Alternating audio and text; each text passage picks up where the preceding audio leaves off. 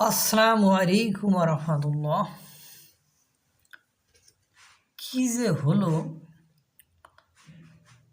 মানে দুঃখের সংবাদ ছাড়া সুখের কোনো সংবাদ পাওয়ার কোনো উপায় নেই। সর্বত্রই দ্বন্দ্ব, সংঘাত, হত্যা এগুলোই চলছে। যশোরের সাবেক আওয়ামী লীগের কাউন্সিলরকে কুপিয়ে হত্যা করেছে আরেকটি পক্ষ। তাকে সন্ধ্যার পরে চায়ের দোকান থেকে ডেকে নিয়ে যেয়ে কুপিয়ে জখম করে ফেলে রেখে যায়।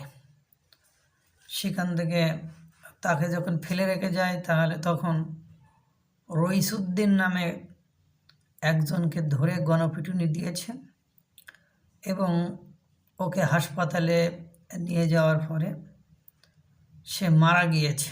সেই কাউন্সিলর, যশোরের সাবেক কাউন্সিলর, আওয়ামী লীগের নেতা, তিনি মারা গিয়েছেন। কী যেন একটা ঘাট নিয়ে দ্বন্দ্ব বেঁধেছে, ঝামেলা হয়েছে। সেই ঝামেলা নিয়ে দুই পক্ষের ভেতরে দ্বন্দ্ব, সেই দ্বন্দ্বের জের ধরে এই হত্যাকাণ্ড ঘটেছে। এখন কি হবে? যারা মেরেছে তাদের তো প্রকাশ্যে লোক দেখেছে বা জেনেছে বা জানছে। এতে করে কি হলো, আমরা যখন পড়ালেখা শিখেছি তখন বলেছি যে কোনো একটা পরিবারের একজন হত্যা হওয়া তার মানে একজন হত্যা হওয়া নয়, ওই পরিবারের বাকি সদস্যগুলো এই খুনের যে ইফেক্ট, এটা সারা জীবন ক্যারি করে যেতে হবে। এটা তার বাচ্চার উপরে পড়বে, এটা তার স্ত্রীর উপর পড়বে, এটা তার মায়ের উপর পড়বে, এটা তার বাবার উপর পড়বে। মানে এটা একদম একটা নিকৃষ্ট এবং খারাপ কাজ। যারা যে পক্ষের লোকই এরকম কাজ করুক, আমার চোখে ইসলামের দৃষ্টিতে তো সেটার কোনো বৈধতা নেই।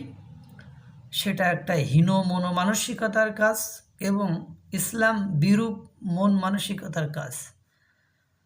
এবং যারা করেছে তারাও দেখেন একটা হয়রানি, এবং তাদের নামে মামলা হবে, সে পুলিশবাদী হোক বা যে হত্যা হয়েছে ওই কাউন্সিলরের পিতামাতা হোক, মামলা তো তাদের হবেই। যদিও ক্ষমতার প্রভাব, রাজনৈতিক প্রভাব এগুলো দিয়ে এখন হ্যান্ডেল করতে পারেও, আপনারা ইতিমধ্যে দেখেছেন বিগত সরকারের আমলে যারা পদ বঞ্চিত ছিল, যারা বিভিন্ন জায়গা থেকে বিভিন্ন ধরনের হয়রানির শিকার হয়েছে, তারা এখন এসে বিভিন্ন ধরনের সুযোগ সুবিধা, অ্যাডভান্টেজ পাচ্ছে। তো এখন যারা আবার এই পদবঞ্চিত হচ্ছে, হয়রানির শিকার হচ্ছে, তারাও তো একদিন ইউটার্ন করলে এভাবে ক্ষমতার সুযোগ পাবে বা এই ধরনের চাকরির সুযোগ পাবে। এটা তো আমরা সকলে জেনারেল নলেজ দিয়ে বুঝি, কিন্তু আমাদের প্রবলেমটা হলো আমরা যখন ক্ষমতায় যাই, ক্ষমতা পাই, তখন এই সেন্সটা আমাদের কাজ করে না যে আমি একজনকে তার পদ থেকে সরিয়ে দিচ্ছি, তাকে পদবঞ্চিত করছি। তো এটা কতটা যৌক্তিক? কারণ তার একটা ফ্যামিলি আছে। যেমন একটা লোক যদি চাকরি করে, সে যদি চাকরিটা হারায়, তাহলে যেমন যে মাঠে জোন খাটে, তার কিন্তু একটা জোন খাটার বা কামলা খাটার একটা ক্রাইটেরিয়া নিয়ে এসে চলে। যে চাকরি করে সে তার ওই বৈশিষ্ট্য, ওই ক্রাইটেরিয়া, ওই যোগ্যতা দিয়েই চলে। এখন সেই লোকটা যদি চাকরিচ্যুত হয়, তাহলে তার পরিবারটার কি হবে? তা তেমনই যারা বিভিন্ন লোককে হত্যা করেছেন, mob justice killing, mob killing করেছেন, তারা কখনো কি এই কথাগুলো ভাবেন না। আগেও ভাবেনি, তার রেজাল্ট বা আউটকাম এখন আসতেছে, হয়তোবা তুলনামূলকভাবে বেশি আসতেছে, নতুবা কম আসতেছে। আবার এখন যারা করতেছেন তারাও কিন্তু এই ভূত ভবিষ্যৎ ভেবে করছেন না।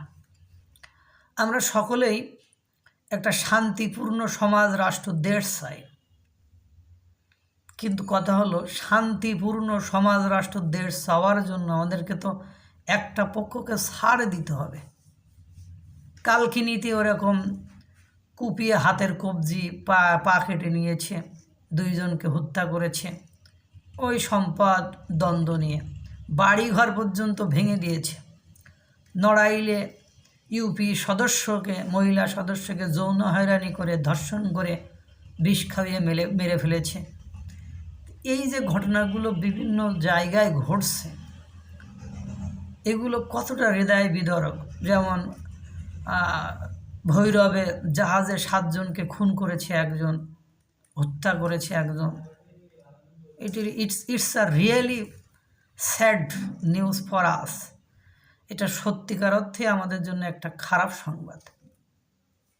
আমি চাই মানুষকে আল্লাহ তাআলা একটা সুস্থ মস্তিষ্কের মানুষ বানাক, এই ধরনের হীনমন মানসিকতা থেকে আমাদের সকলকে হেফাজত করুক, রক্ষা করুক। আল্লাহ তাআলা সকলকে ভালো রাখুক, সুস্থ রাখুক। আসসালামু আলাইকুম ওয়া রাহমাতুল্লাহ।